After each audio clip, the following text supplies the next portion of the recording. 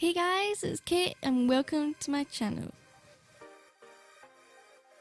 As you can see here today we have the beautiful Rain Diederich, who is my lovely dragon character. This video is basically just going to be a speed paint of a recent drawing that I did, and I'm going to be the obvious commentary. So let's see how I did this process, guys. So with most drawings that I do, guys, I usually just do a basic face in the front, nothing really happening, poses, just really basic. And so with this I thought to help myself I would use a reference to, you know, just try something different.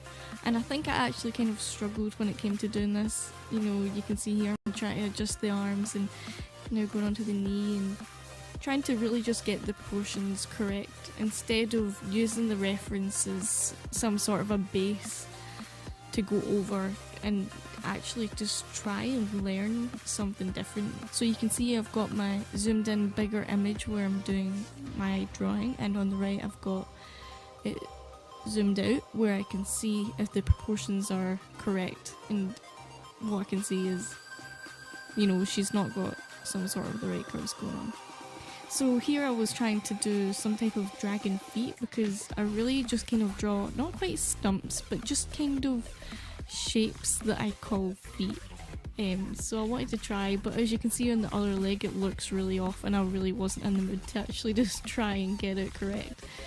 So I go on to add her tail and I'm gonna be like, okay, I'll just put her tail in the way instead because, you know, because when anything hard hits you it's like, nah, it's not happening. I'm going to do her fingers and now going up to her elbow. With this hand I kind of struggled in what position to put it, whether it was going to be the same as the reference, but I decided against it. Just because the hand reference looked a wee bit odd.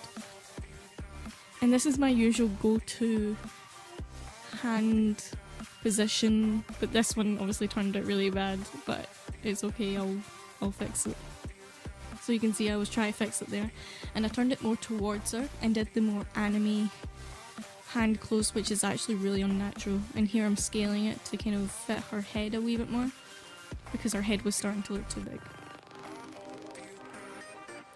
And then I'm adding on her tendrils, and you can see Rain doesn't actually have this light up thing that fish use to catch other fish. I just decided to add it to see if it looked nice on her, and I kept it, but you don't actually see it in the final image even though it is still there.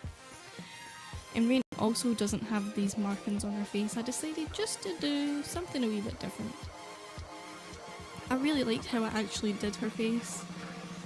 You know, it just looks kind of elegant, and her nose is kind of different to how I normally would do it. I wouldn't add the nose pieces coming from, you know, her tear ducts. And now I'm going to do the liner and adding on her clothes.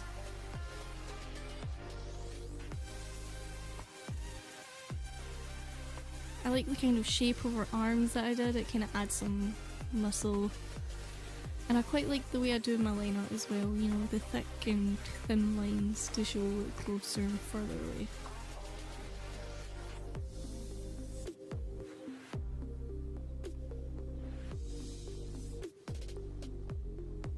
So as you saw, I'm just fixing up some wee pieces, making it neater or sharper, seeing if I can add anything else to it. Not really want to. Adding in some finer detail because I wanted to keep the dragon kind of effect on her legs or her feet. Yeah. Going into lining her fingers, which I really like doing. Somehow it just turns out really nice, but I think her hand does look a wee bit backwards. There's something about her hand that I can't quite put my finger on that looks a wee bit off. And I'm just adding some jewellery. Beautiful dragons need to have their jewellery. And now here, instead of going over the sketch that I did for her head, I've just decided to neaten up her sketch.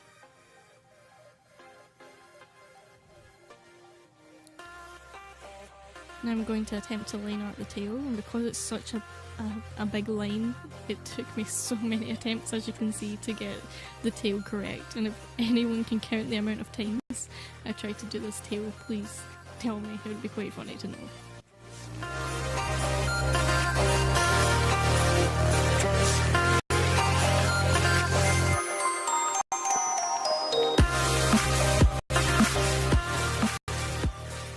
So as you can see there, the piece clipped to her hair straight away, and I was going to explain that, as you could tell, that I actually didn't draw any hair on her. I kind of left her bald because later on I was going to just try a different technique and just paint in her hair instead of creating outline, because often I would struggle on how some artists can just line their hair so perfectly, and I still haven't quite got the hang of it. And you know, sometimes you end up getting tired of trying, so you just want to try something different. You know, just do something new if it's not quite working out, and maybe go back to it later. But I found that this way worked really well for me in this image. Initially just starting off with her base colour of hair, and then using the water brush to go over the shadows and highlights. So for this image I didn't really have a light source, so I was just kind of going in the best way I kind of knew. You know, it's darker at the shed of the hair, and then it coming around and shadowing other areas, adding in some brief highlights, making more of a shape, and defining the lines a wee bit more. Here's me going in with the airbrush, and now you can see I'm colouring her in. I use a grey background because with the white, you might be using white, and it helps you see your colours a wee bit better than just on a plain white background. With Rain's development over the time, I used to have her quite dark, like a dark blue, but over the past 2 years I've made her quite a bit lighter.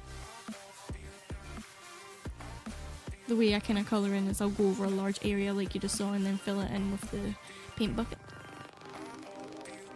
You can use tools like the selection brush, but I don't fill in all my line art lines, because if you've got a space it will select the whole thing.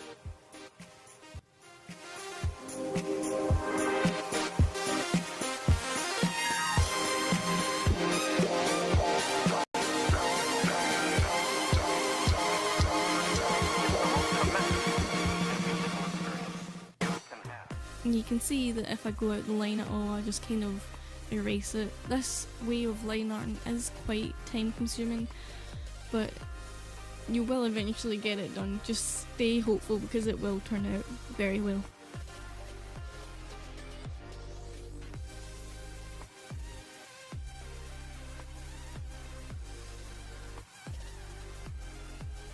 Next comes to shading.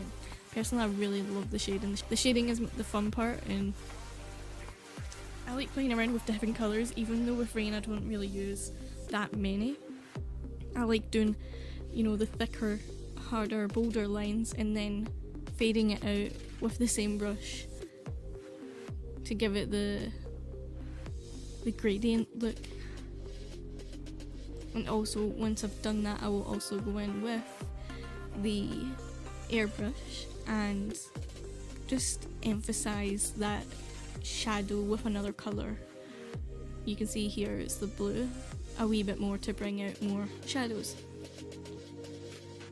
And it's okay if you do too much, because you can always bring it back later or when you're doing your highlights.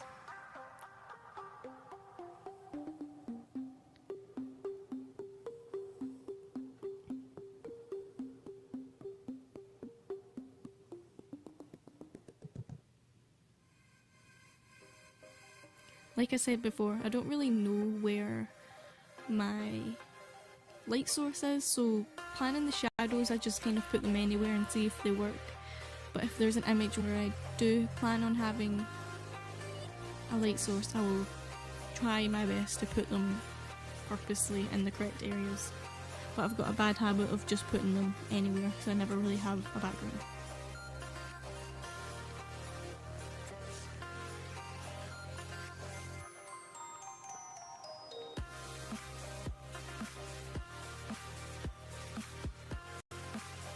I think this technique would work for some new learners wanting to try different styles. I really should give it a go. Just check the brush settings on the side, or if you want I can screenshot it. Here I'm just getting the shadows correct on her leg, or sorry, her buttocks. And you can see I'm also adding in some details on her feet and her calves to bring out the veininess of her and the muscles of her beast legs. Shading in the tail I can find quite difficult at times because it's such a big mass area, and because I didn't have a light source I was curious about where I was going to put it all. But if you just play about, it's fine.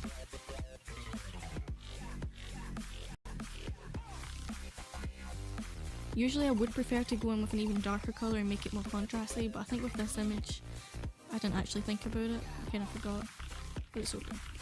So now you can see I'm doing the highlights, and I think this highlighting style I've only recently done is quite new for me, apart from the airbrushing that you can see I'm doing right now.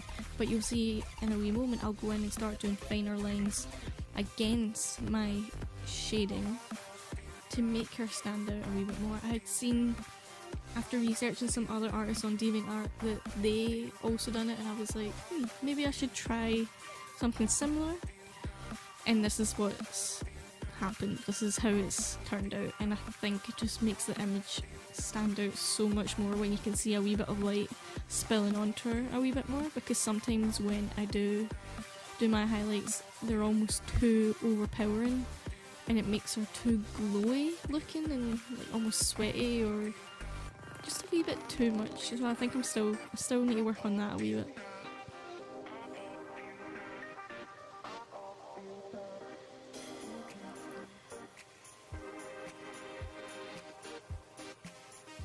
I'm just adding in on her legs. I think her legs are like my favourite part of adding the highlights.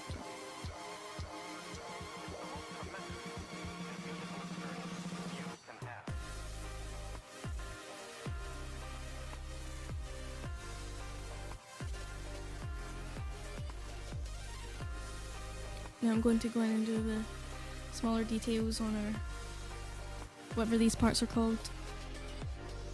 If anyone knows what these are called, please do tell me. Just adding a few white dots and then it'll go onto her cheeks and nose. Colouring her nails, or claws, even though they're not sharp.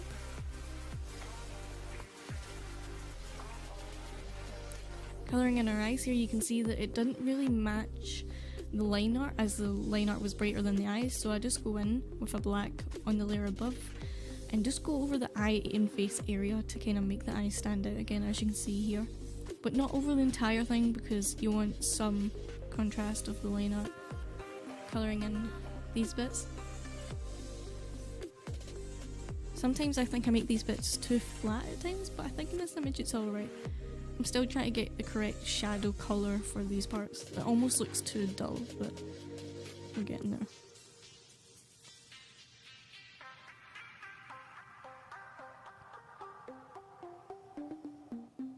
Colouring in her jewellery now, the gold, as every dragoness should have, and her piercings.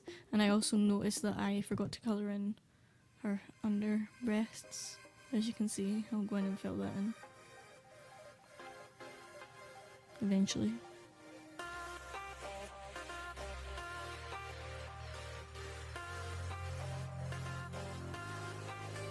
And there we go.